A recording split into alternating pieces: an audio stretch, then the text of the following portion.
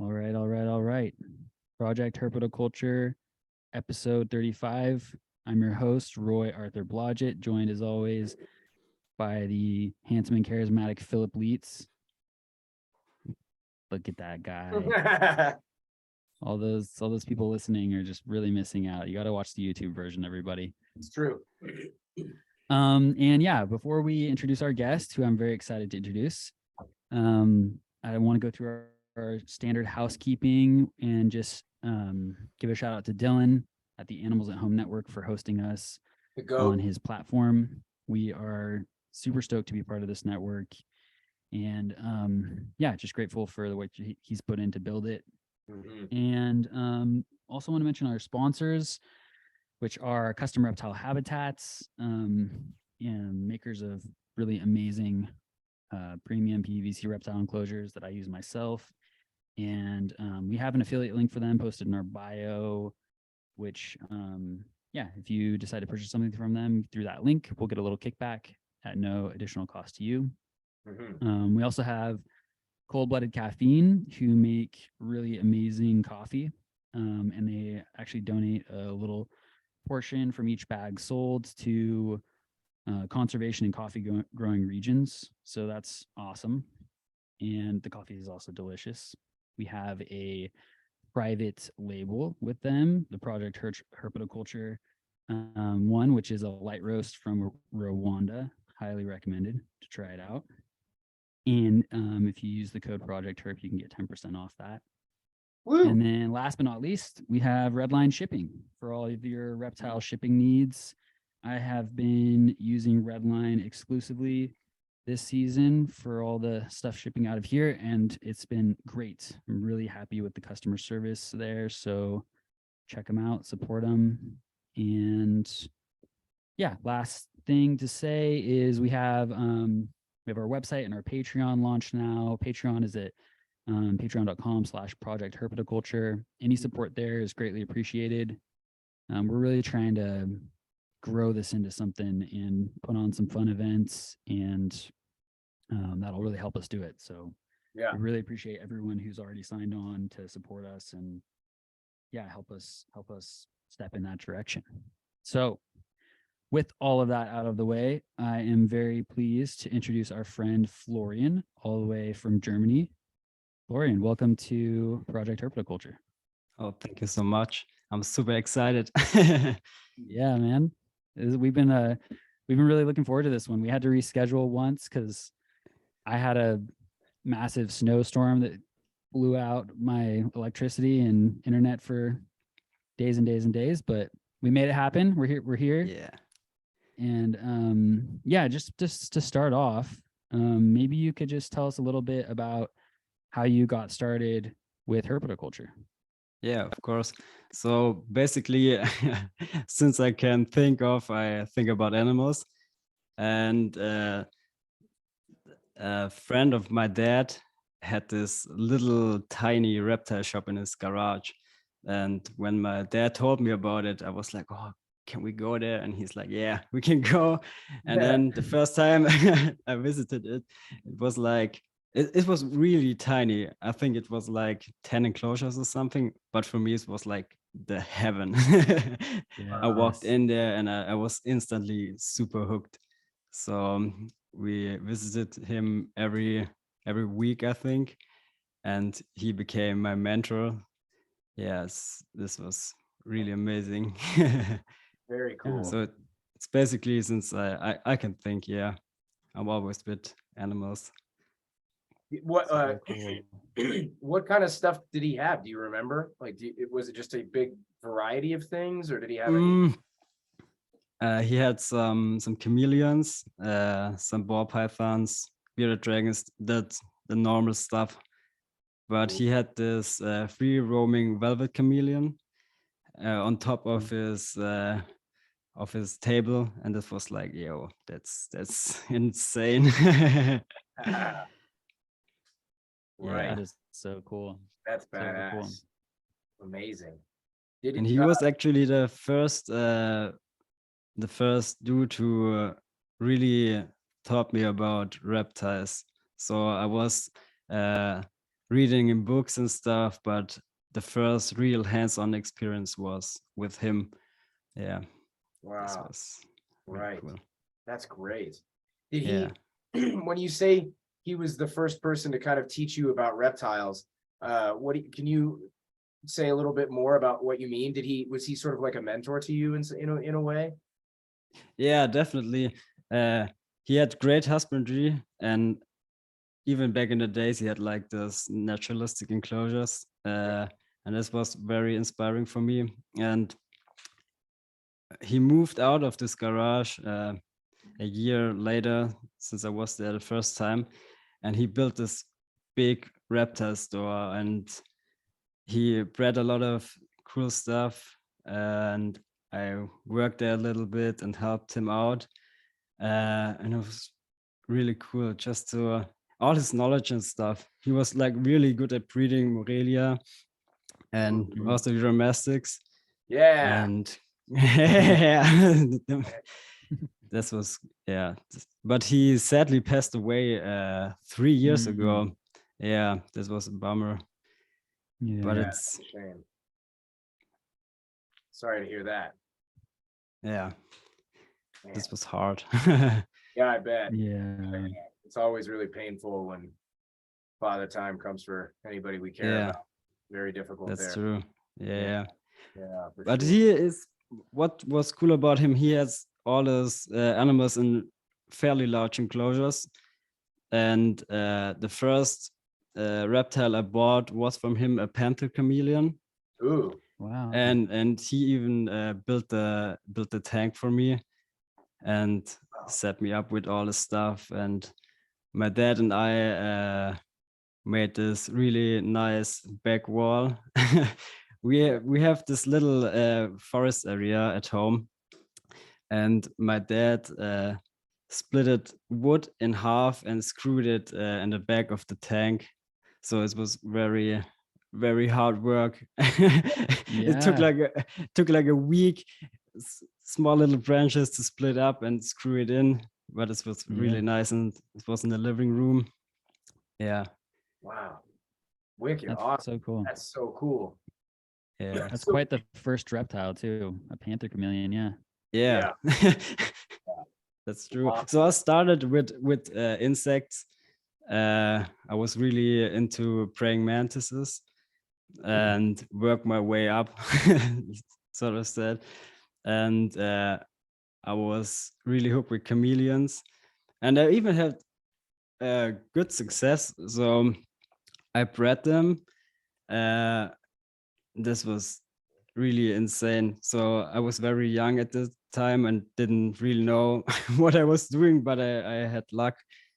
This was really cool. And when my parents always supported me, and my sister moved out of her room, Yeah. and then they said, you can have this room and put your reptiles in there. So I had my own little reptile room. This, so I can do what I want. This was insane.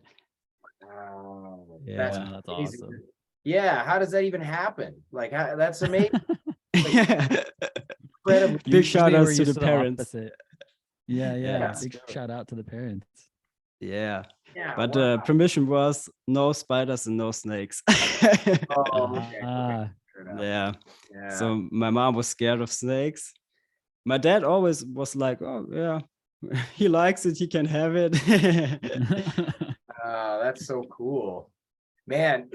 I'm a little bit jealous of people in some ways who have parents who are so supportive, because I should say my mother and well, my mom and dad were like mostly supportive. Like my mom was always pretty cool about all of it, but my dad kind of, I think he maybe thought it was a little bit of like well, what's the big deal with all of this, and why do you want to, I think he would have rather me spent my time doing other things.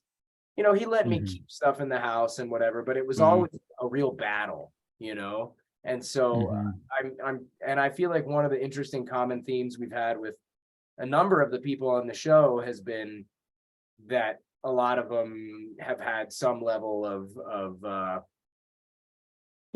really supportive parents and family. Mhm. That's really Yeah, cool. that's always good to have. Yeah, Yeah, that's true. yeah, Without them, it wouldn't be possible. So, right, Yeah. right. How could you? but I think they saw my passion.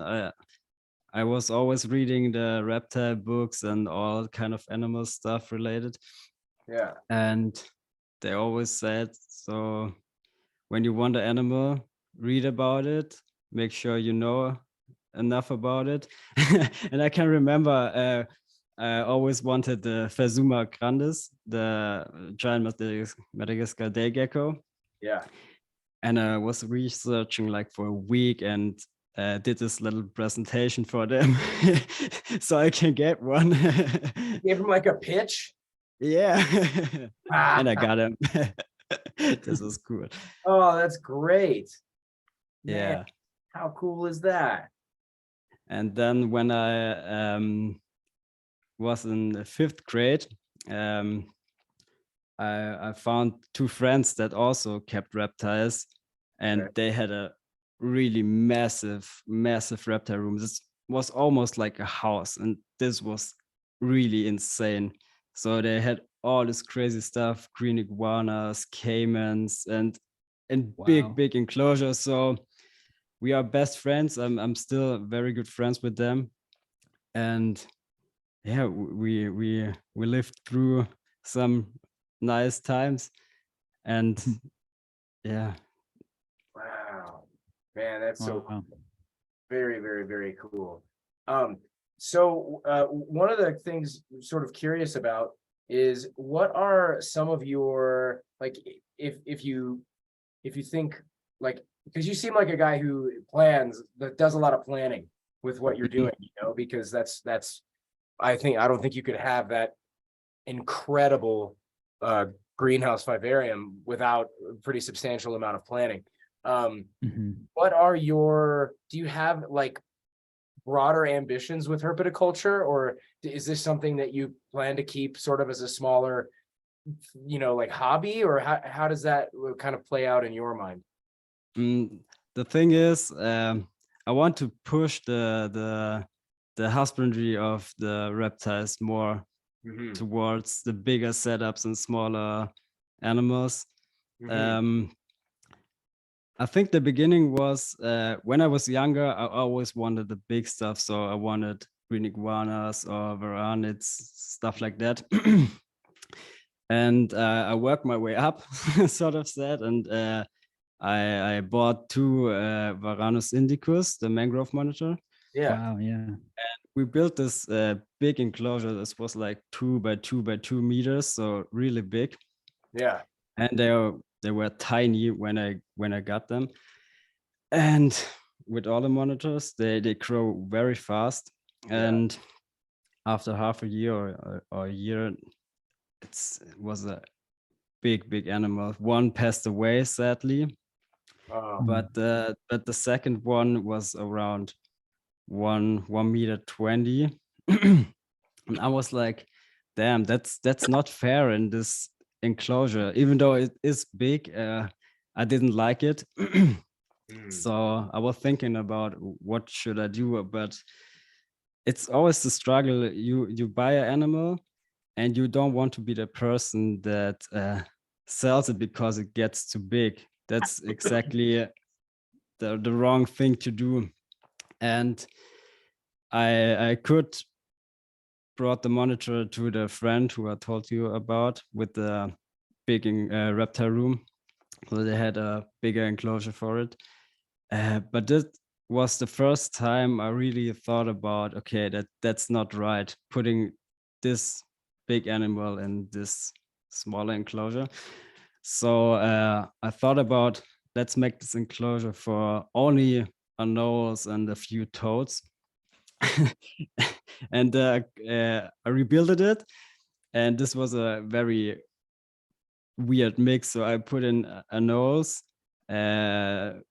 Chinese fire belly toads, and Chinese water skinks. So I wouldn't do that now, but at the time it was very nice. And this was the first time I was seeing this crazy behavior, especially with the anoles, and you can see the animals interact totally different than when you have a big animal in a smaller enclosure.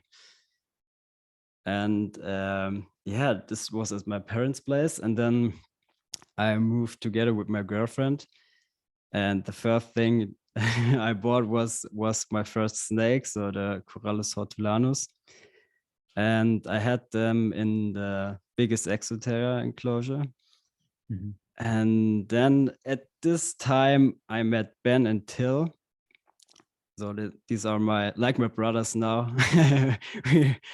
And we are always FaceTiming and stuff because we all live far away from each other. Mhm. And then one time Ben said, "Oh, it would be so nice to own a greenhouse." And Till and I was like, "Oh yeah, that would be super cool." And Ben was like, "Why not build an indoor greenhouse? Like not the cheap one from the hardware store, buy it ourselves and build it ourselves." And the idea was born. And Yes. so we all three have a greenhouse. Ben have the biggest one for his Loloris. And at the first place, I wanted to build this for the hortulanus, but I changed my mind when I put them in there. Yeah, and Till has one for also a nose and plants. Yes. It's amazing. Can you tell us a little bit about like what the process was of kind of building it, like designing it, planning it out, building it? Yeah. Just how long did it take? Like, what was it like? It was actually not that long. So we lived in a apartment before that, who doesn't had the high ceilings. And when we moved in this apartment, our ceilings are 3 meters and 20, so very high. Yeah. And I really wanted this big high enclosure.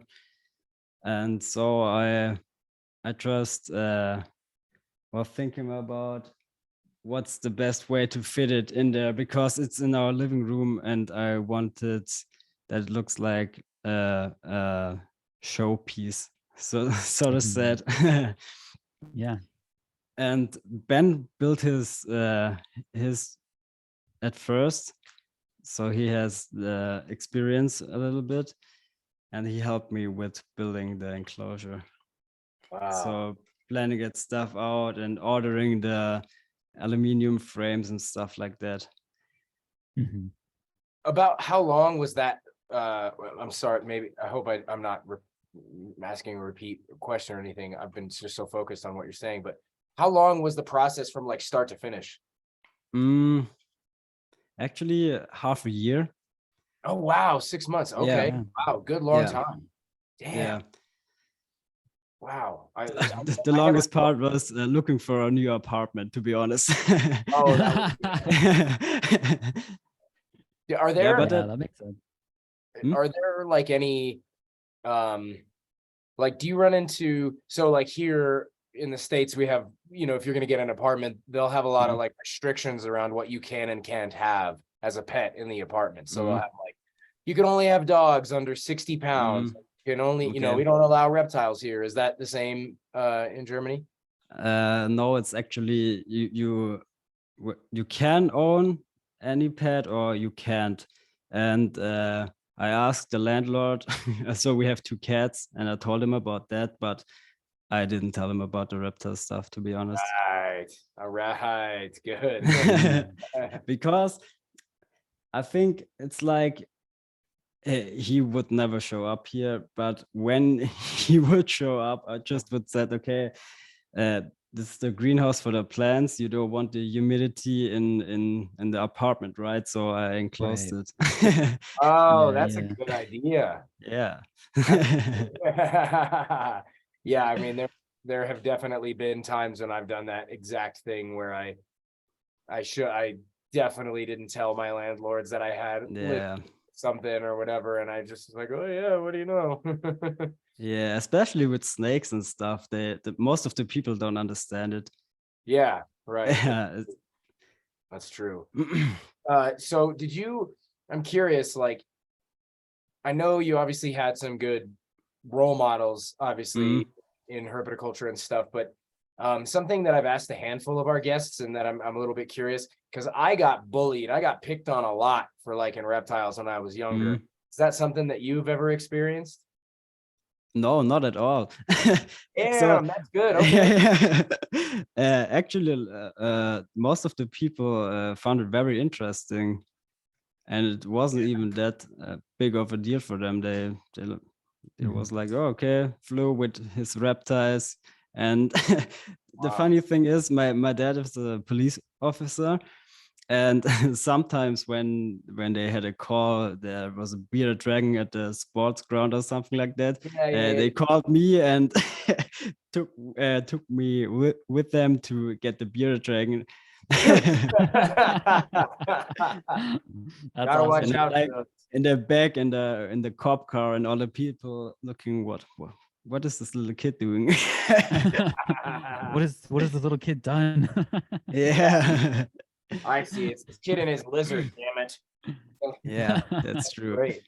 So when you said earlier, you said that you want to help improve the sort of standard of care or like the baseline care for Mhm. our animals. Can yeah, I mean, I know you mentioned the monitors and things like this, but can you elaborate a little bit on sort of what has motivated you to sort of look at that as a direction, and a little bit about kind of like why you feel like that's a worthy cause? Yeah. So actually, I was always into natural setups. Even the enclosures for the stick insects and praying mantises had Yeah. all those plants and leaf litter. Uh, for me, it's always not the animals in the focus, but the environment is for me in the focus, because I want to recreate a piece of nature and not just a box for an animal. And actually, the behavior from the anoles in this big setup at my parents' place blew me away. They totally behaved different than I noticed this before. Yeah. Mhm. And even now, it's it's crazy because they run around so much, and especially with the Grahamis, a lot of people told me that the males are often bullying the female or even try to kill them. But in this enclosure, I don't have the problem because they have so much space and height from each other. They oftentimes didn't even see each other and stuff like that. It's also a big benefit, and also for the health of the animals. Ryan and I talked about this a few weeks ago because I was wondering how many meters they run around in the enclosures per day. That would Yeah. be Yeah. pretty funny to see. I think it's a lot. And also with the helmeted iguanas, uh, they move not a lot, but when they do, they use all the space. So you can see them at the top, at the bottom. And with this height, you also have very nice temperatures at the top and at the bottom. They can temperature control by themselves and not. Yeah, Yeah. it's a Yeah. big difference if you have a 90 centimeter enclosure or a 3 meter enclosure. Yeah. Yeah. Oh yeah, huge Makes a lot of difference. sense. Yeah.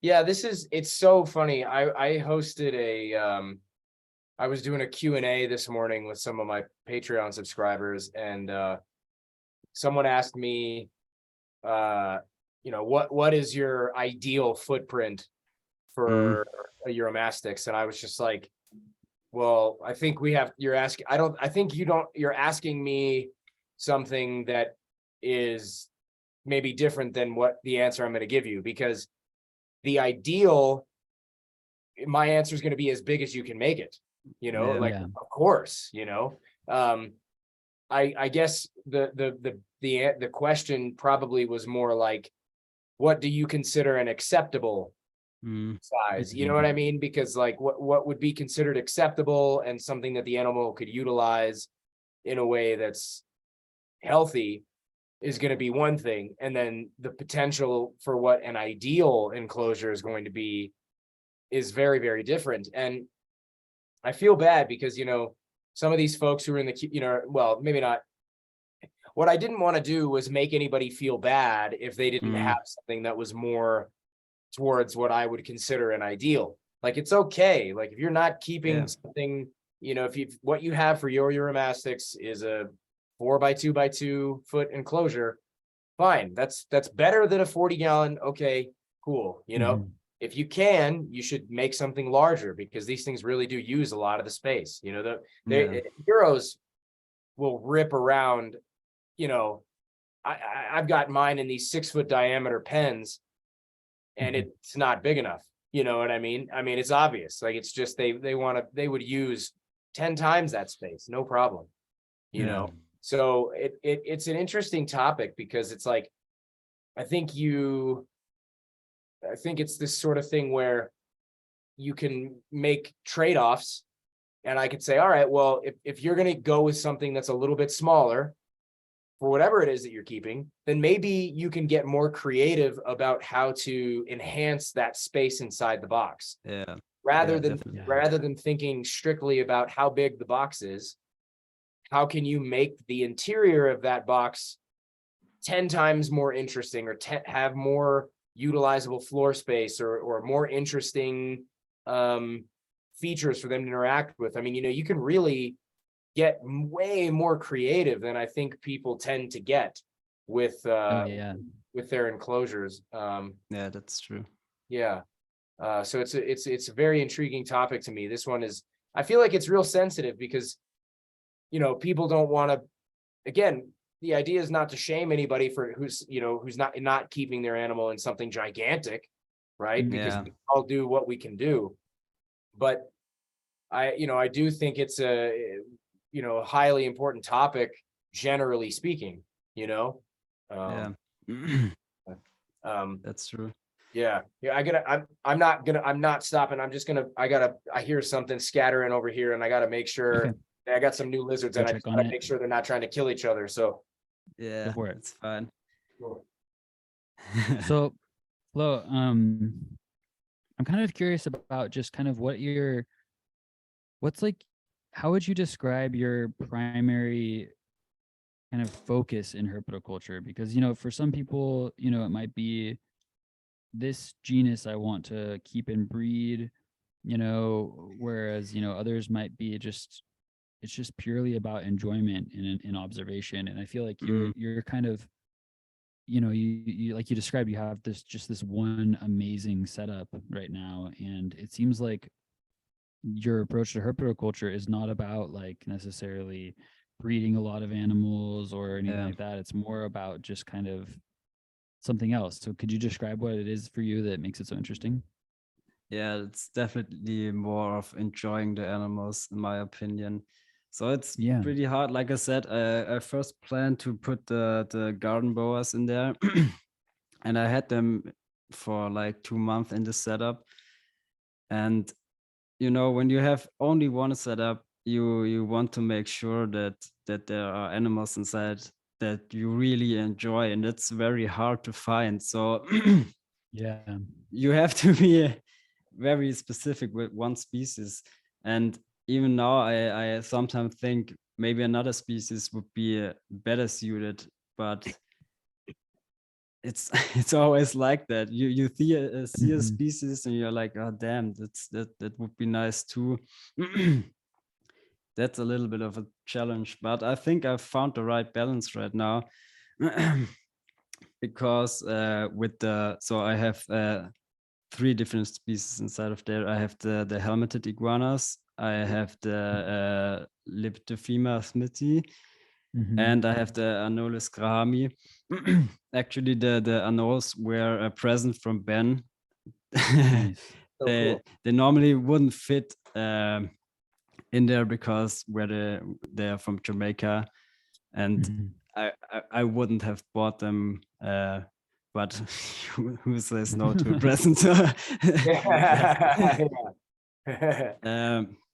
And the cool thing is, the Anos are very active, so you see them always running around, and the female is super tame. It's really crazy. Really? She sees me and she comes running from the farthest corner away and jumps on my hand. What? So cool. Yeah, that's crazy. And sometimes when I only would have the helmeted iguanas, for example, this kind of interaction would be missing. Yeah. Yeah, because they don't move that much. And with Yeah. the night lizard, I actually bought her because I had this big issues that I have too many isopods in there. I have this big love-hate relationship with them. Mm. So What? I wanted an animal that keeps them under control, and Yeah. I have her for like half a year now, and I only fed her twice. There, all of the time she eats the isopods and the other bugs that lives inside of the enclosure. Wow. So for me, it's all about the balance. I think it's not the main focus to breed them. So I would love to breed them, of course, but that's not the first intention. I just want to have a piece of rainforest in my living Yeah. room, to be honest. Yeah. That's Yeah. cool. You know, funnily enough, speaking of isopods, I have a friend, actually got a guy now who is helping me out here at the shop from time to time. Mhm. And he brought over a bunch of these orange isopods Mhm. to try feeding to some of the stuff here. And apparently my Xenogama just love isopods. Oh, really? Mhm. I had no idea. I mean, I had no clue that they would eat those. And apparently they ripping them apart, just going absolutely Oh, bonkers. yeah. That's crazy. Neat. Anyway, that's a bit of a deviation from the topic at hand. Sorry. Continue. Yeah, no problem. Yeah, that's I don't know that the isopod thing is so I always put them in there because so I also hate the word bioactive, but I use it because Yeah, we yeah. all know what I mean with that. Yeah, exactly. But I don't know why they always are like completely overpopulating in my enclosures. Yeah. Really? Yeah, and they're eating all the plants and stuff, and I even feed them, and they rip everything apart. And now with the Lepidophyma, I have it under control. That's great. Yeah. Wow. Yeah. What really triggers thing- me, the isopods are always going for the fresh moss that's growing. And it's so hard to, I don't know why. I really love moss, but in this enclosure, the moss won't grow, and it triggers me. I don't know why. I've never And really then, had luck with moss either. It's yeah, hard.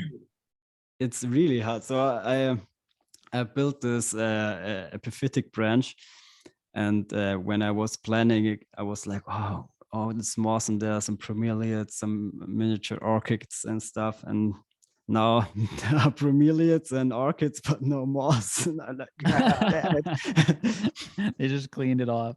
Yeah.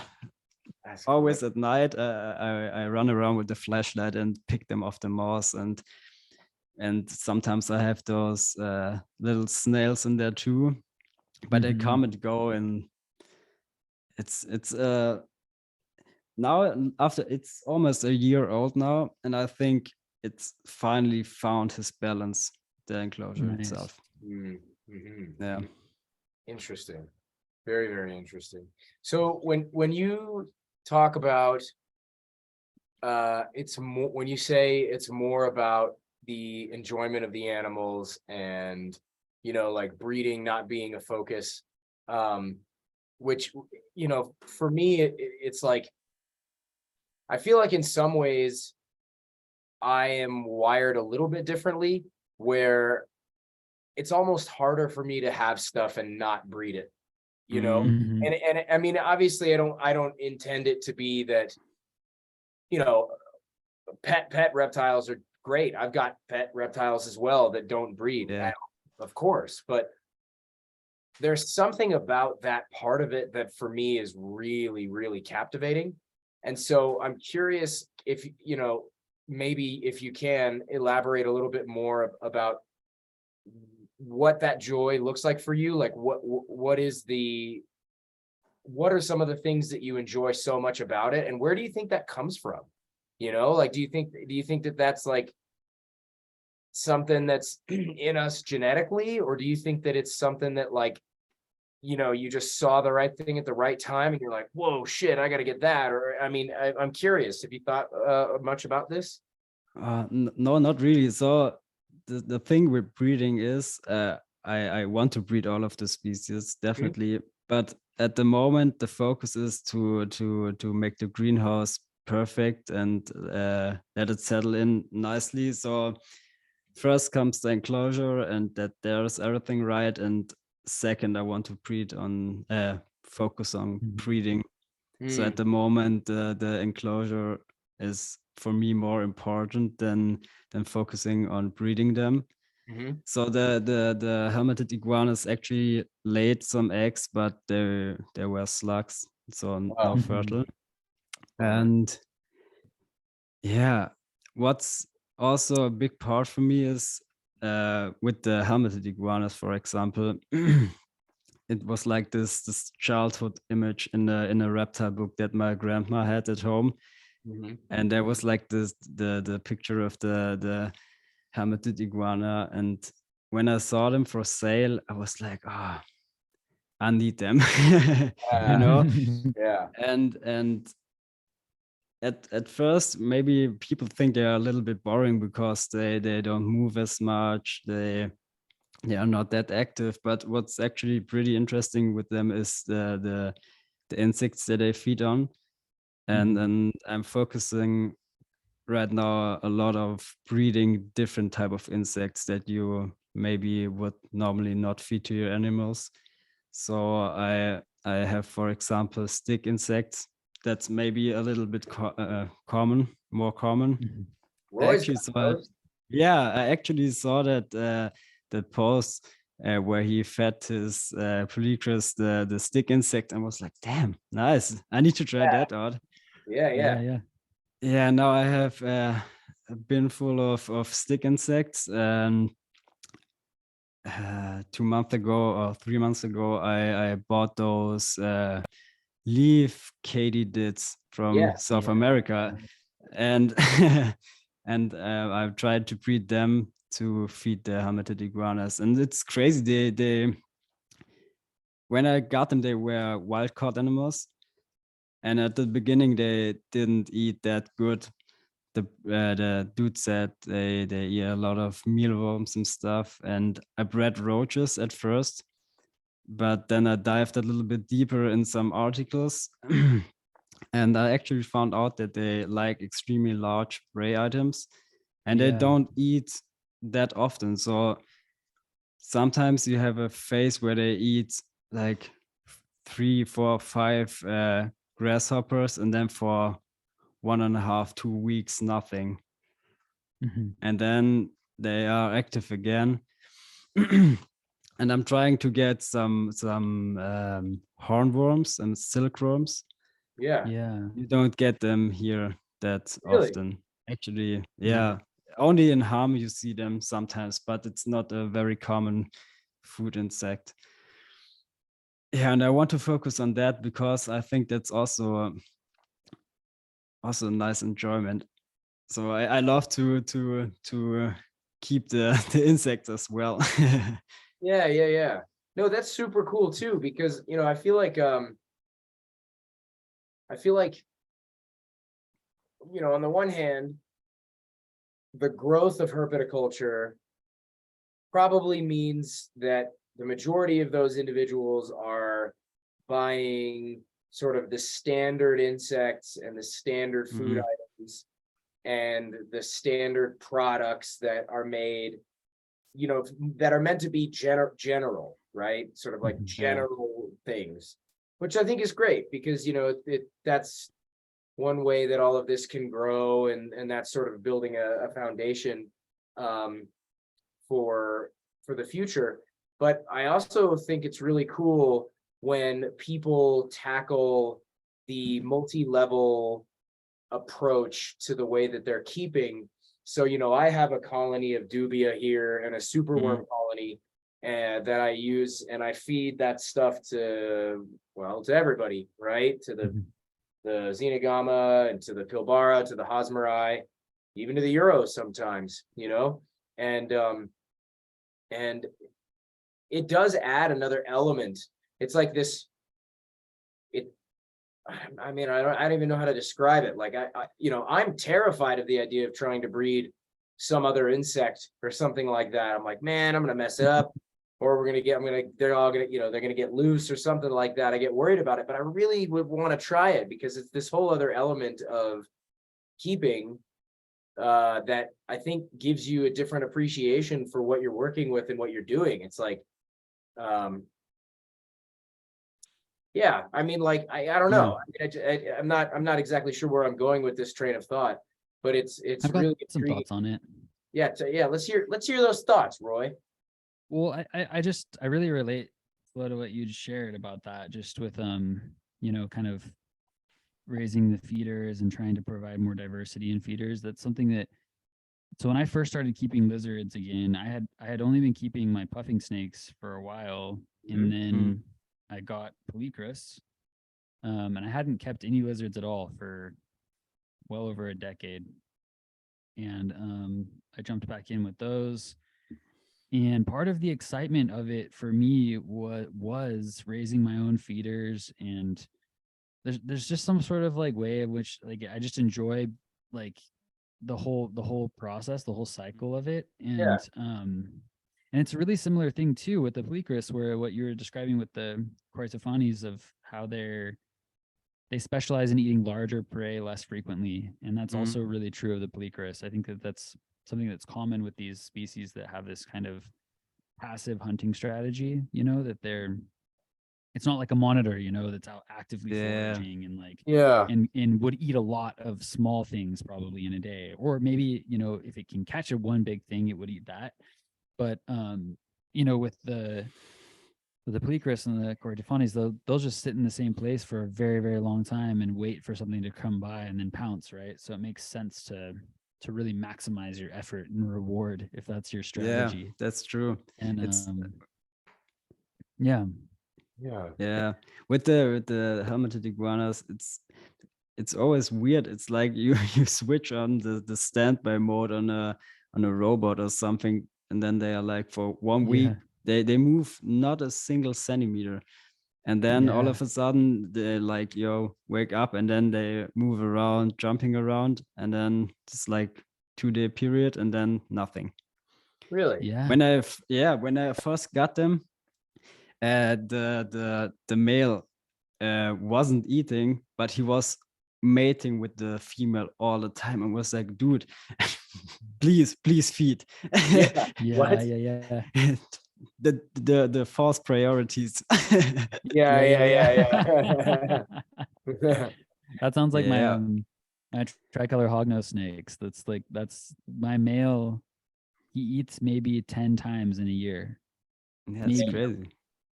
Sometimes it's only like 8 meals, because it's just as soon as it's warmed up and as soon as it's time to mate, that's the only thing he wants to do. Yeah, that's crazy. He'll eat every once in a while, but the female, like, she'll eat 3 or 4 times as many meals. Damn. It's amazing. Yeah. Man, I wonder what it would be like to only eat like 10 times a year. Just fast, just fast for 3 weeks at a time, drinking nothing but water and vitamins, and then just spend 1 day just eating one huge meal and then do it again. Yeah. You'd probably die, but but it would liberate a lot of time. Yeah, a lot of time would be But I think actually more people should go on a deep dive with the feeders. Actually, when I had the monitor lizard, I was feeding a lot of different stuff. So I was offering super small prey items that he have to look around for. I offered very big prey items. So I actually worked as a butcher, and Oh, cool. I've sometimes took home some blood and and dumped a chicken or a rodent in there and sent the whole enclosure with the blood, Yeah, and then yeah. he has to The scent follow the trail, trail. Yeah, Oh, that's great. yeah, or buying some crabs or something like this. Just mix it up, make it a little harder for the animals also to get to feed.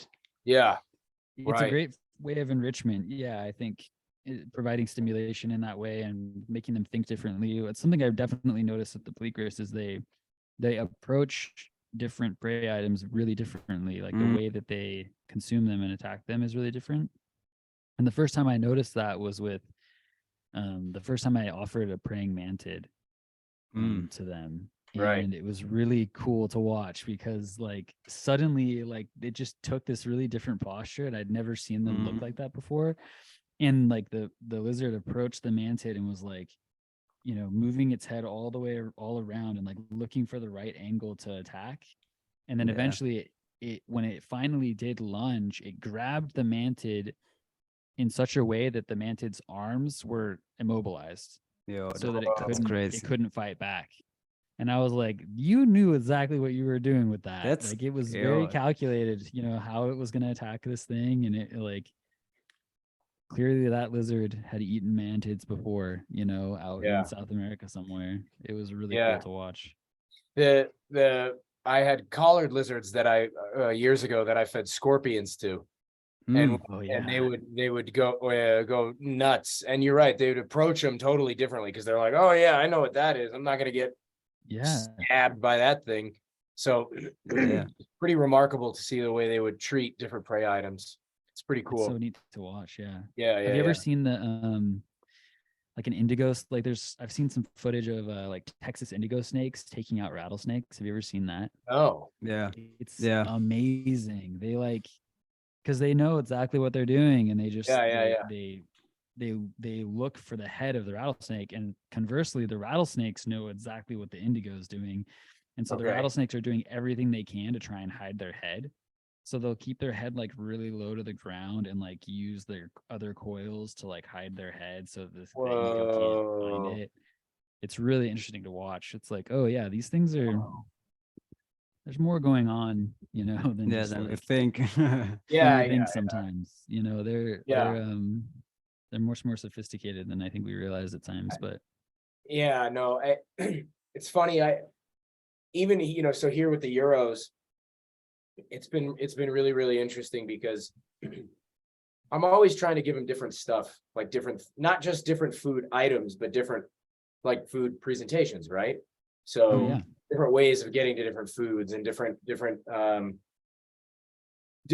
challenges that they have to overcome in order to get that food. And one thing that I noticed that I didn't really see until I made the switch. So I switched somewhat recently to having really just heavy gravel on everyone, oh, right? Mhm. interesting. So the bedding is just heavy gravel for most everybody.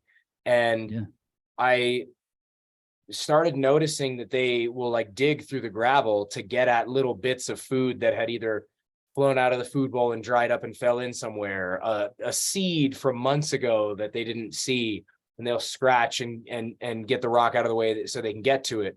If it's a piece of hay that I had put in that fell between the cracks of some rocks, they'll scratch to pull it out or get it out if they haven't had food in a day or so, so it's made me watching them do that has made me think differently about what and how I offer stuff. And, instead of just putting things, I haven't really used food bowls proper for a long time, at least not in the way that, not like a mm, big bowl for a pile of wet greens or anything like that. But it's made me, when I switch to gravel, I'll just scatter food all over the whole floor or, so that way they have to mm-hmm. travel to find it all or, change the location of where I put the food and throw food in some of the cracks and things like that, to try to make it so they have to get it in a different way.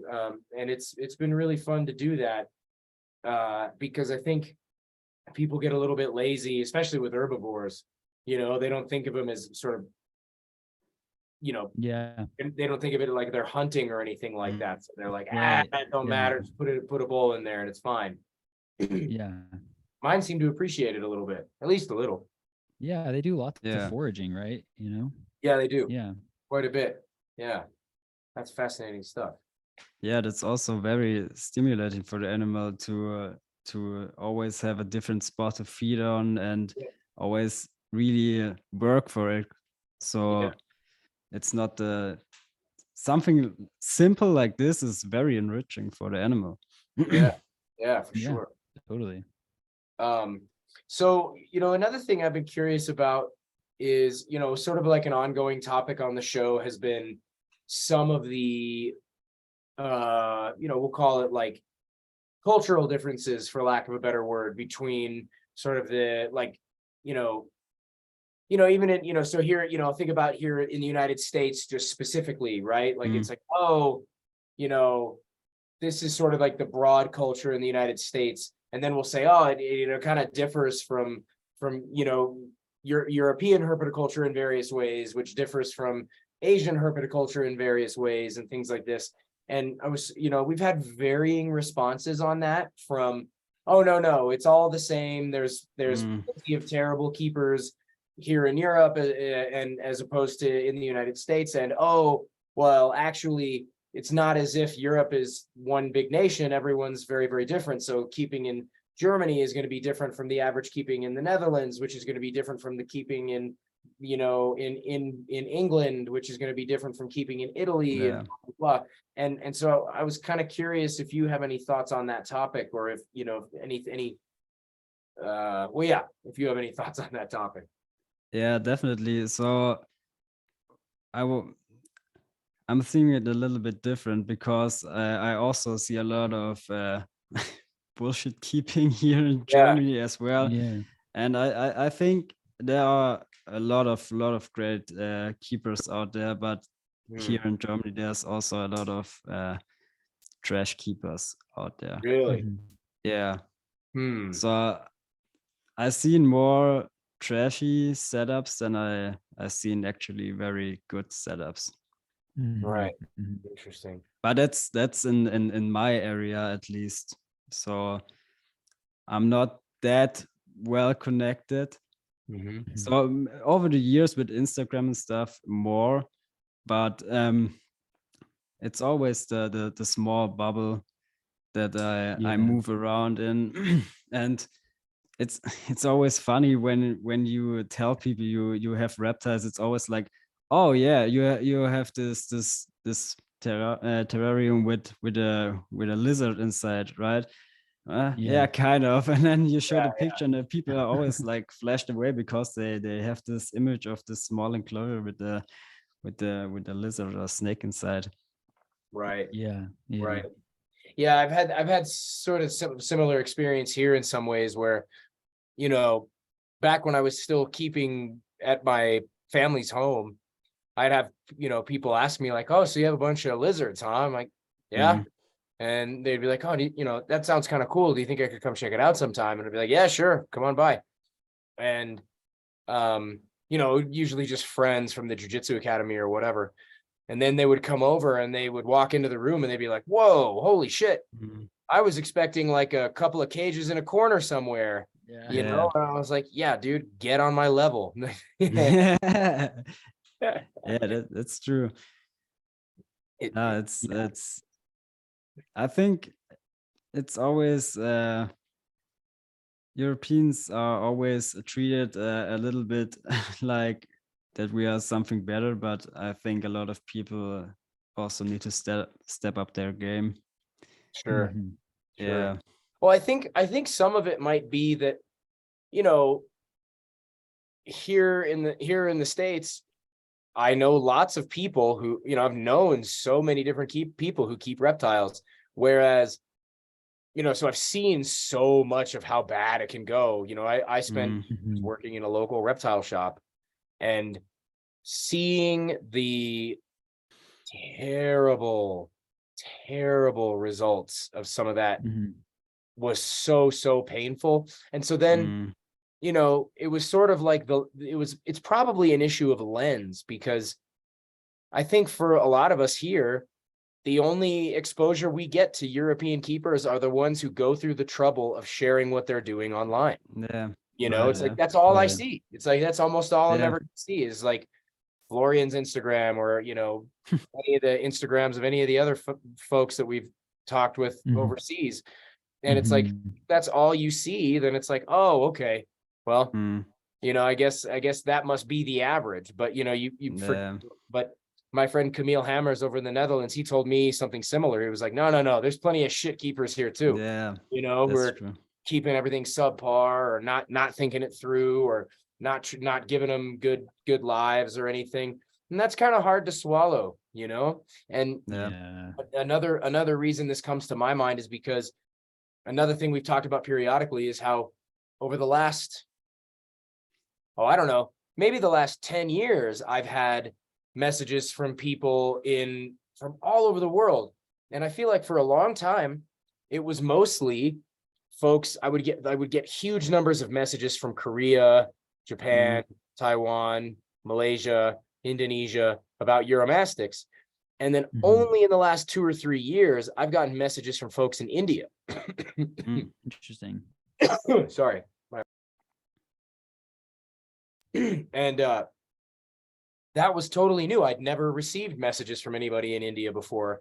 And so you have to wonder, you know, like what's that got to be like, you know, the baseline standard of care for someone who's in India, who's maybe, I have no idea what culture looks like in India. You know, I'd love to learn more, you know, or when we were talking on one of our really early episodes, or earlier episodes anyway, with Maria Elena, talking about how they didn't have, you know, they would have to make or manufacture or build out their own enclosures and improvise, you know, have to use something that wasn't really intended for reptiles and, you know, move it over here. I feel like it was, you know, in a way I mean, and obviously like sometimes that kind of pressure can create diamonds, you know, which is what I think that's what I would consider Maria Elena a diamond. She's great, you know, and what they're doing is great, but it's like, you know, sometimes it can produce poor results, but you always got to wonder, it's like, oh, I mean, maybe when we start talking with more herpetoculturists from, you know, from Japan, or from India, or from, you know, from somewhere, you know, anywhere, maybe we'll start to encounter people who are just totally changing the way we think about what we do, because maybe they just never had access to the same stuff, you know? Yeah, that's true. You always have to be open-minded, and it's always like the people who are the craziest and the best sort of set, they aren't on social media. Yeah, I guess that. So that's the thing. Yeah, I guess that's true. You know, I keep feeling like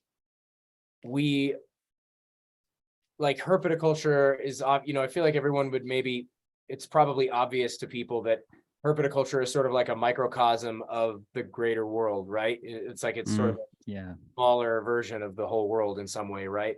And I think that like the current state of herpetoculture broadly kind of looks like the current state of the world broadly, which is like a lot of chaos, a lot of change, a lot of growth, a lot of wildness, right?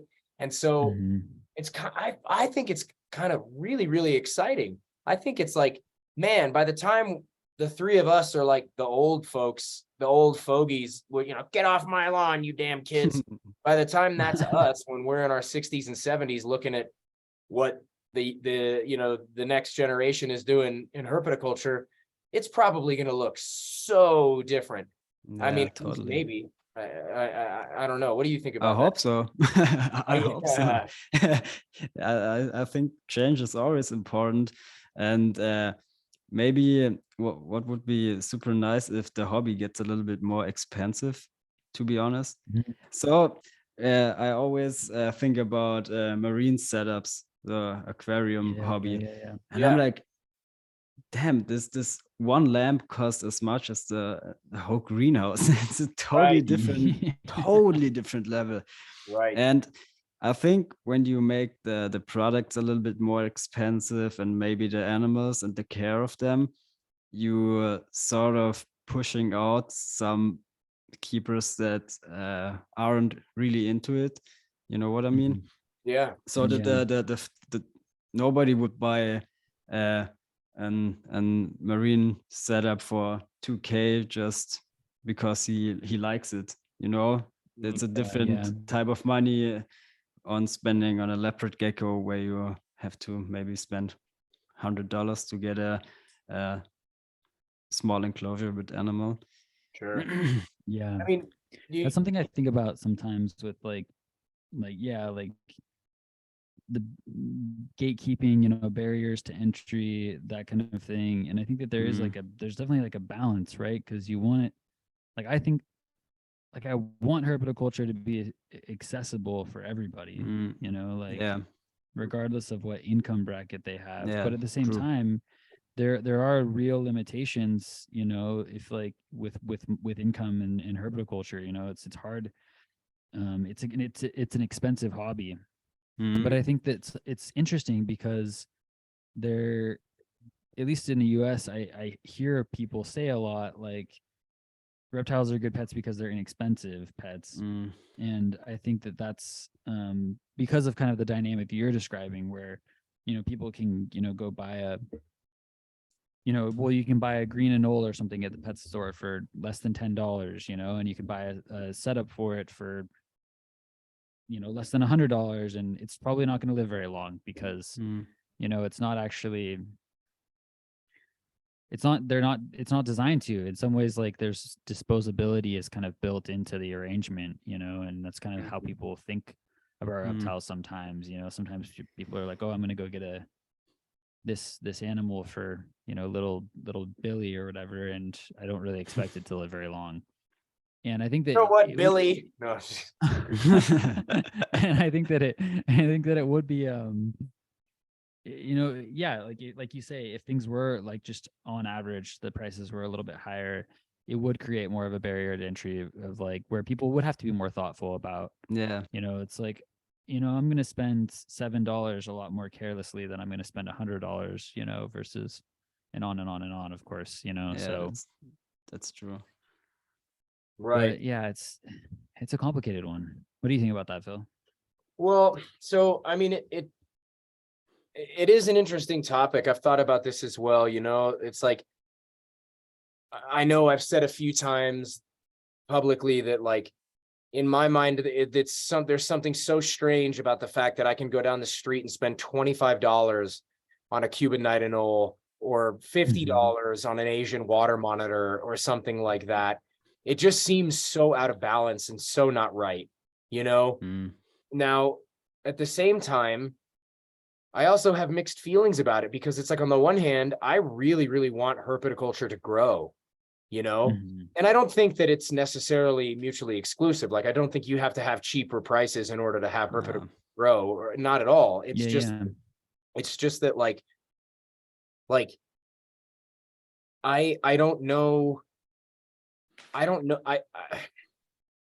It is really challenging to see the way that people view exotic reptiles and amphibians and see them as disposable, see them as simple, see them as not evolved, thinking Mhm. that they can treat them in a way that is totally subpar and that it's not really that big of a deal, like that somehow that they think the animal's not suffering as a result of their terrible care or whatever it is. But it's like I have so many mixed feelings because on the one hand,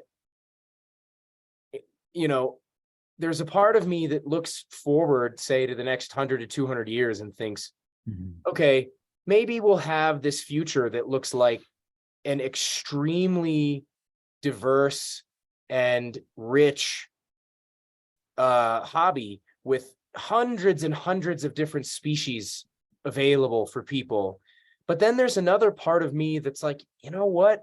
I could just as easily see a future where we have a really small number of captive reptiles and amphibians available, but maybe it could be the other way around too. It could be that if we only had 2 or 3 dozen species to pick from, but that small number of species was really, really well understood, and the baseline standard of care was very, very high, and the multitude of ways that you could keep them, the multitude of varieties of those animals that you could get, maybe that is the future, right? But then, there's none of these other, it obviously the marine, whether saltwater or freshwater fish trade doesn't look like that at all. It's there's a massive diversity, and it's just done nothing. I mean, right? Like it's done nothing but, even as the baseline standard of care has come up, just because of the access to the kinds of products that people can get, there's still this huge plethora of availability of different species that people can draw from. And I'm not saying I would prefer one or the other. It's just, and I'm not saying that those are the only 2 options. There's probably lots of other options that I'm not even thinking of, right? Like, I mean, obviously it could be that we just don't get to keep reptiles and amphibians at all at some point in the future. Who knows, right? Like, I don't know. And at the same time, it's like, there's a part of me that wonders if the diversity of herptiles out there makes it difficult for the kind of progress that's necessary to be made to really, really elevate that baseline standard of care. I mean, yeah, you can do that when you have a huge number of people all focusing on the well-being of one kind of animal. But when you've got hundreds and hundreds of species of animal to decipher, and in some ways, when you have something like the novelty of that driving the trade in some way, you know what I mean? And it's maybe not the sole driver, but I mean, fuck, I did it. I just got a bunch of these Pseudocordylus subviridis, and it's like, I got them because they're new, weird, and cool, and they're badass. And I'm gonna, it doesn't mean I'm gonna treat them as disposable. And if they all of a sudden they're available by the thousands tomorrow, I'm not gonna care. It's not really the point. It's just more like, we were just talking about this. So Roy and I just did a solo show just last week. We recorded a solo show, and we were talking about some of my criticisms of the sort of the trend. Let me try to phrase this correctly, but like we were basically ruminating on some of my criticisms of this trend towards maybe what I might call sort of like elitist mindset keeping, right? Which it's not a fair. That's a very, very narrow description. I'm not trying to, I know I'm painting with a very broad brush. It's not intended to be that way. But, on the one hand, we have this group of people who, you have like this sort of, what people might consider the old guard, which is the people who say it's totally fine to put a retic in a 6x6 box. And it's totally fine if, we're only emphasizing morphs and whatever. And then you have this other end of the spectrum, which is a group of, this other movement of people who are like, no, that's cruel, that's abuse. We need to have naturalistic, evidence-based keeping, and that's the only way to go. And obviously I'm simplifying here, but like so much of the trade just doesn't fit into both of those boxes, like how can you have evidence-based keeping when you look online and there's not a shred of information about Pseudocordylus subviridis and what they need? That's true. There's none. How can you possibly? Of course, in that case, evidence-based then starts to look more like assumptions and inference and opinion and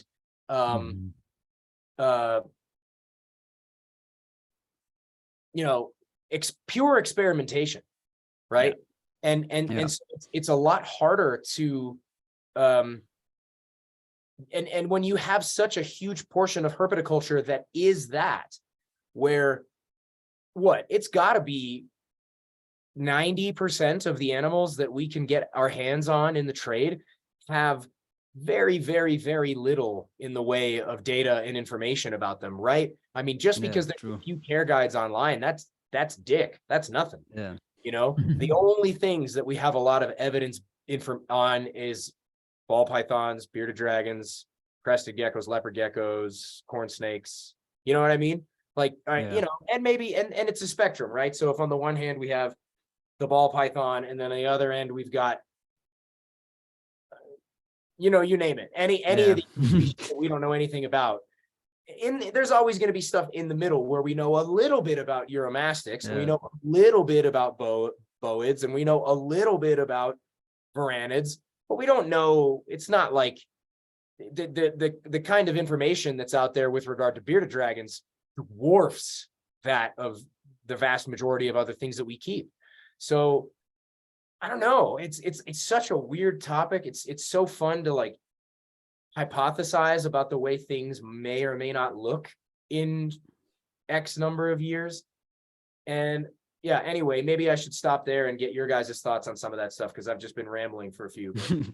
I think people should be more open-minded, so towards everything. I mean, you can also learn from someone that keeps his animals, let's say in a small enclosure or something, or maybe an outsider who asks you a question and you're like, oh damn, I should think about that. So I don't know what topic it was, but my girlfriend asked me about stuff, and I'm always like, oh shit, I have to really think about this. And that's someone who is not in the hobby, and most of the people are maybe looking at our hobby that way. And yeah, I think you always should be open to new stuff. Maybe try something out you think that would never do something or wouldn't work, or just try it. I think that is very important. And what you just said about like an outsider, you know, like there's nothing like a fresh pair of eyes on what you're doing to give you a new perspective. You know, I was just talking with my friend Josh Marquis about this, and we were specifically, he brought up sandfish, right? Like giant sandfish. Yeah. There's not a lot of people breeding those. You know, he said it to his knowledge, he was like, I know lots and lots and lots of very, very capable keepers who have kept those things, gotten eggs, and never gotten babies. Nothing, no hatching, no nothing. And then he mentioned that the only person he's ever seen who hatched them was a bird keeper. Yeah. Just somebody who had a totally different perspective, right? And I mean, that's really fucking cool. I don't know. I think that's great. Badass, right?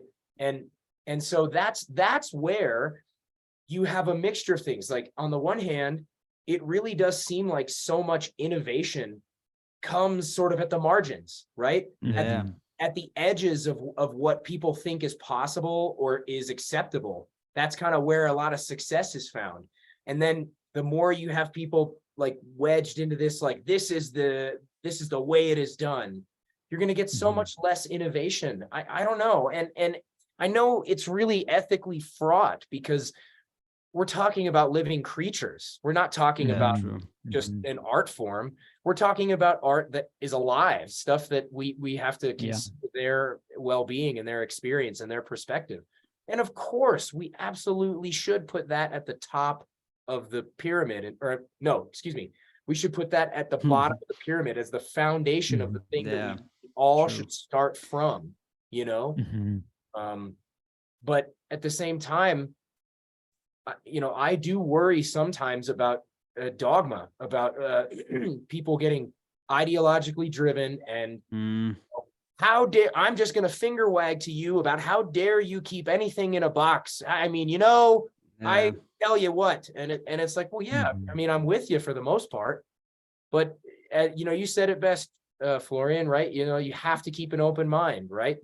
The mind is like a parachute. It only works if it's open. That's just how it goes. Yeah, true. So, and you cannot blame a child for not having a crazy setup. I mean, we all started with something not too appropriate for the animals, right? But you learn from it and want to evolve, and that's, and also I get a lot of inspiration from gardening people, people Yeah. that work with Mhm. plants or Yeah. aquariums and stuff like this. And you should look in different hobbies also, because when you Yeah. focus too much on one thing, you get so obsessed, and maybe you see a lot of things that are maybe obvious when you have an outside look, but because you focused so much on that one thing, you don't have the wide angle view.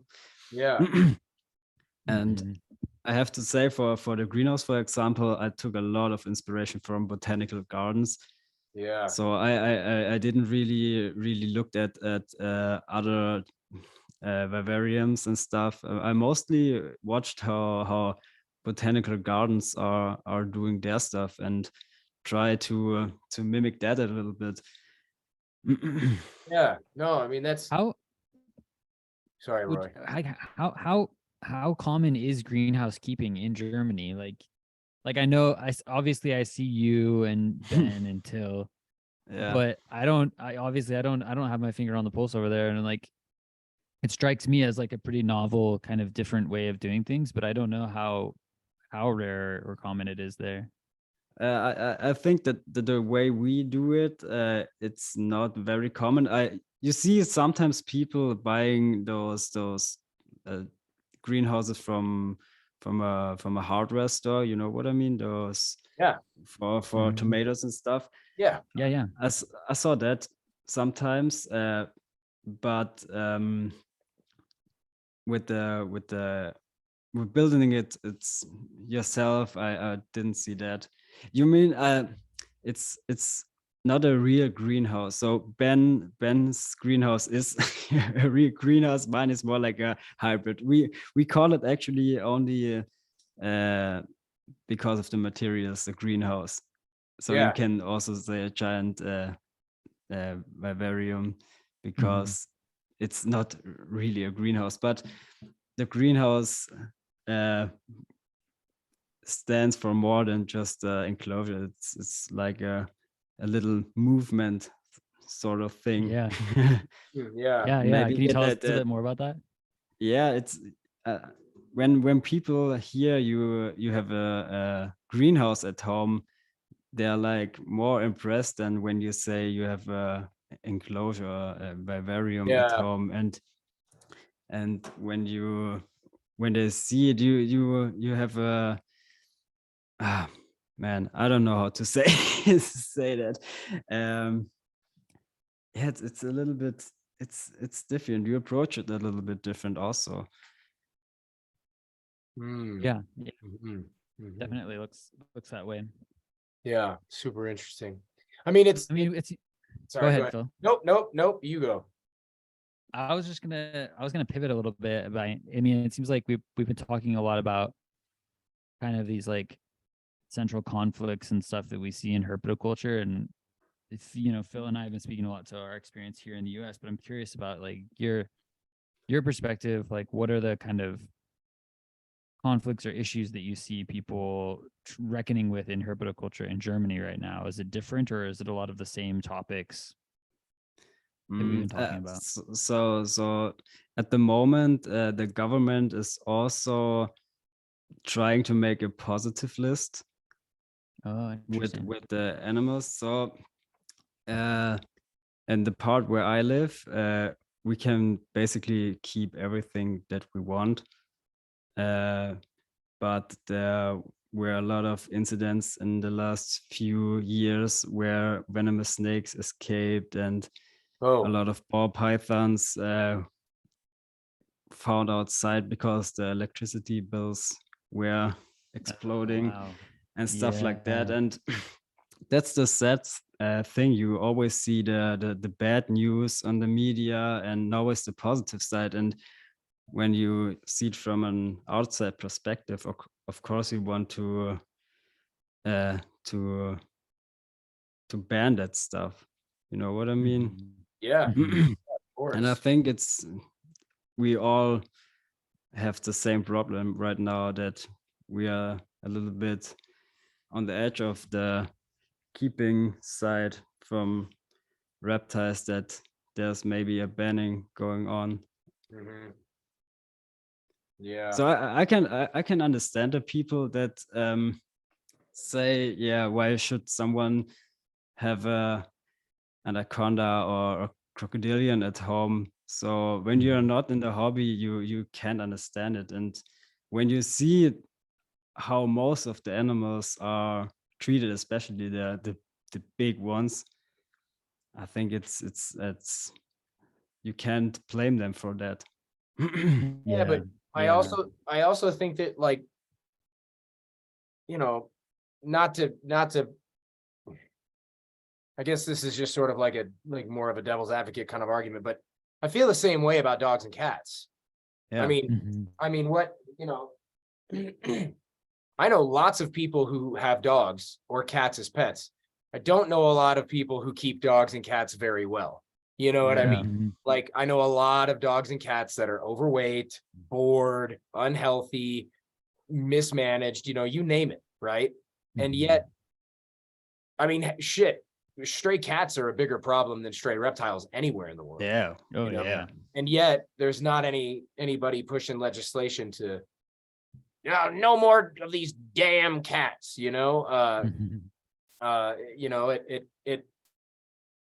it's a weird thing. And I mean, of course, I think part of the problem with dogs and cats is people think about their pets, those pets anyway, as a little too close to home, and a little, Mhm. so it's like, it would be like looking to someone and saying, oh, that, you're not raising your kid right. Let me tell you how to do this a little Yeah. bit. Yeah. But in reality, it's kind of the same thing in a way, which is to say that, it's probably not good for your, dog that should be 30 pounds to be 60 pounds. It's probably Yeah. not, Mhm. True. right? It's probably not good that your dog has the worst dental hygiene imaginable because you've never brushed the dog's teeth. It's Mhm. Yeah. probably, but it's the same thing, oh, I'm going to let my cat outside because I can't imagine keeping him indoors. And yet, not only is that cat decimating native wildlife, but that cat is at hugely increased risk, not just for many diseases, but for, say, getting hit by cars, getting picked off by birds of prey, by coyotes, raccoons. I mean, you name it, right? So, Yeah. and then you just get into the problems of backyard breeding, where shit accidentally breeds because no one's neutering or fixing it, no one's paying attention. I Yeah. used to be a pretty staunch advocate for only getting, if you have a dog, if you're going to get a dog or a cat, only get a rescue. And Mhm. I'm not on that train anymore at all. Mhm. Look, rescue a dog or a cat. It's a great thing to do, but you bet your ass the next dogs and cats that I get are coming from a breeder, you know, Yeah. and for various reasons, I know where the animal and its parents came from. I know that it got good care. I know that it's documented and managed and healthily cared for, responsibly bred. I mean, it's I don't know. Maybe what we need to do, Roy, is we need to get way, way more into dog and cat breeding too, and guinea pigs and ferrets and goldfish, boy, and then also bring those folks on the podcast and be like, how do you guys do it? Like, what the hell? I don't know. Yeah. It's yeah. I think the Yeah. It's people gonna be hard to. that yeah, right, go for it. No, no, go ahead. Go ahead. I think the people that representing the herpetoculture hobby are are not the best role models. You know that all the most TikTok views and on YouTube and stuff are always like, oh, I have this big venomous snake and it's so dangerous and it could kill you. And that's not the right approach. So No, of course Mhm. people are scared, and that's it's sad to see yeah. Mhm. that No, yeah. you are under that umbrella with those people who are not representing the hobby very well. Yeah. Well, I Yeah. mean, it is hard to, it's hard to imagine it. I mean, I guess it's less hard to, it's getting less difficult to imagine. I'm thinking a lot more about, like, what can I do with my social medias to try to gain a little bit more followership that isn't driven by sensationalism, and, Mhm. obviously it's a slower path, but I don't know. I feel like a lot of that sensational bullshit and some of that, yeah, that kind of stuff, that TikTok clickbait crap is probably short-lived, you know? Like, yeah, maybe it's been a big hit for the last 5 to 10 years, but I bet in 10 years more, it's probably gonna have changed. People will probably look at that. I think we all probably have some of the same accounts in mind for some of the sort of the bad actors with regard to that. And I would imagine that stuff probably won't last. I mean, I don't know. Maybe I'm totally wrong. Maybe it'll go entirely the other way. I hope you're right, but I'm a little bit worried that it's like rewiring people's brains in the wrong way. You mean TikTok is having a TikTok and Instagram and Facebook are having a bad effect on your mental health, Roy? I don't know. I don't know. That Maybe, sounds like sounds kind of crazy when you say it like that. Did you that. hear that on InfoWars or some shit, man? Oh, man. Yeah. I would really like to see that though, if there was a shift. I mean, yeah, it's so unpredictable. I think that all these things are happening at once, you know, while some people are probably getting more and more hooked on it, others are probably becoming less and less tolerant. And you know, I think that it's very likely that the time is coming that, you know, as we better understand these kinds of media platforms and their impacts on us, that there will probably be different ways in which they're used and different even regulations and stuff about how they can be used. And yeah, sure. Right now we're living, you know, like in this time where it's all still quite the fresh new frontier, and it's a pretty Wild West moment, I think, for it. Yeah. But I'm curious to see where it's all going to go. Yeah. Yeah. So it's always the love-hate relationship with Instagram. So you see a lot of inspiring things, and sometimes, for example, I had this phase where I did a lot of stuff only to get a nice photo, and then I was like, damn, I don't enjoy the animals right now for me, just for the picture. You know, you want to get this nice shot of maybe eating or drinking or mating, and you don't enjoy the moment for yourself. You watch it to your phone, and that's shitty. Yeah, I couldn't agree more, man.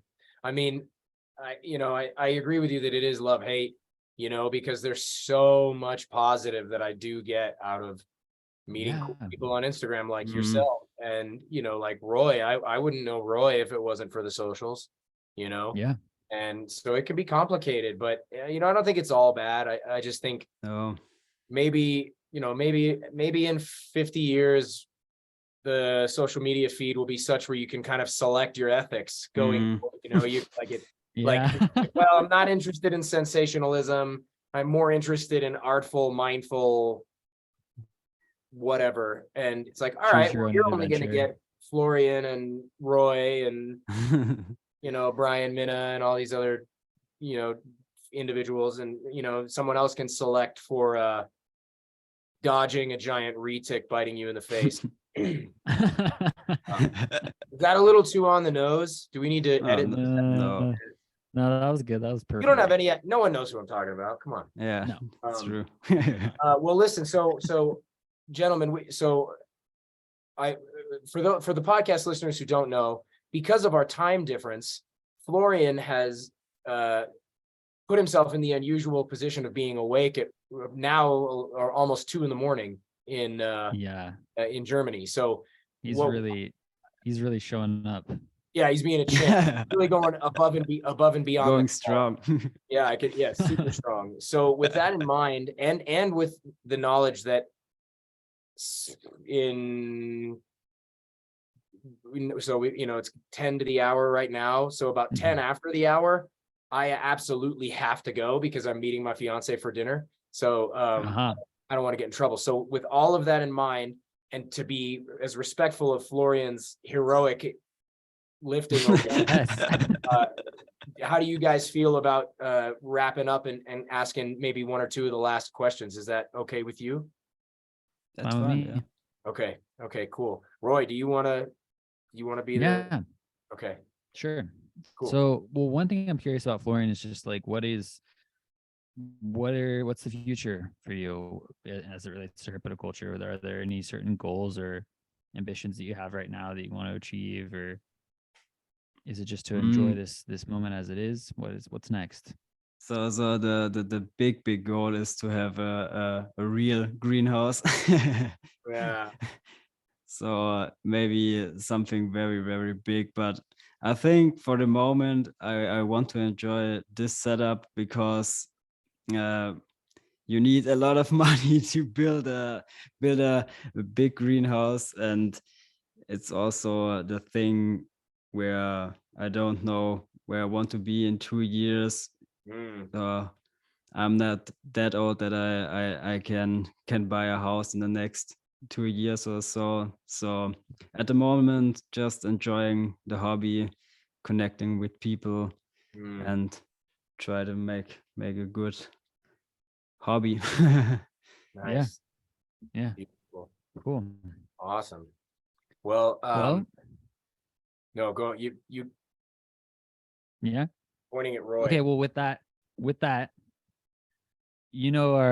our final question that we always ask everybody is coming. So for you, why herpetoculture? Why is it important to you? Why is it meaningful? Why do you do it? Yeah, it's a different question. Difficult.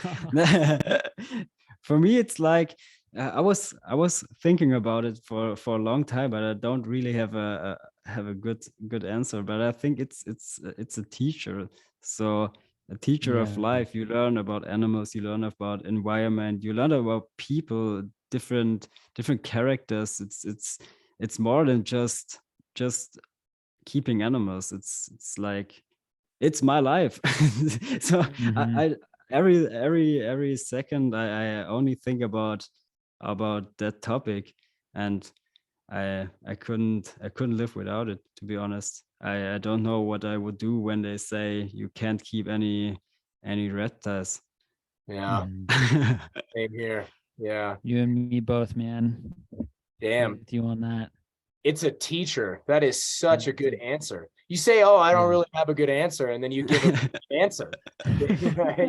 That's such a good answer. That's so good. I mean, this is Yeah, I really like God that. damn it, dude. I don't know how we came up with asking why herpetoculture at the end of every show on a total lark. It wasn't planned. Yeah. We were just like, hey, let's ask. Turns out it's been one of the most informative questions we ask anybody.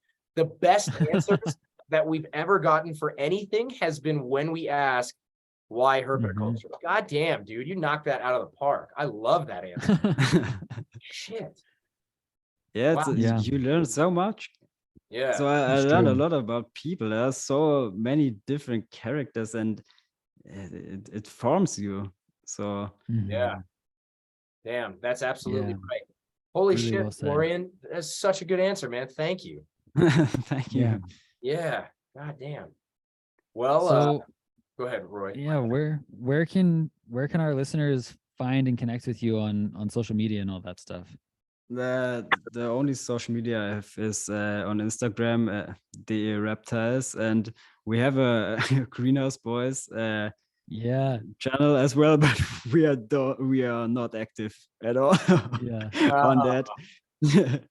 Yeah, come you can on. find me there, and there are also 2 YouTube videos out there about yeah. the greenhouse. Yeah, Yeah. exactly. I'll have those linked too. Oh, It's Awesome. thank you. really amazing, so that people can Yeah, find them easily. I hope the listeners enjoyed it. I was very nervous, to be honest, because it's a big thing to be on your podcast. I listening to every episode, and some of the episodes even twice or 3 times, and Yeah. I was really nervous, and it's weird to talk in another language that you are not that comfortable with. Mhm. Well, So you're, let me sorry tell for you, mumbling or stuff. no, No, your you've done English very well. is spick and span. It's very good. And I have, I lived in Berlin and I have nothing in the way of German. Nothing. I got 3 phrases. That's all I got. That's all I got. So you're killing it. Absolutely Yeah, killing thank you. it. Yes, absolutely. But it's a little bit harder to take a deep dive. Sometimes when you more think about it, you know more words, but when you get a question and you have to answer right away, it's sometimes difficult to really dive deep. Yeah. What? Which really quick, just out of curiosity, which were some of the episodes that you listened to more than once? I'm curious. The Eric Haycraft episode. Yeah. Yeah. Good one. And I think I almost listened to all of the episode twice, to be honest. Wow.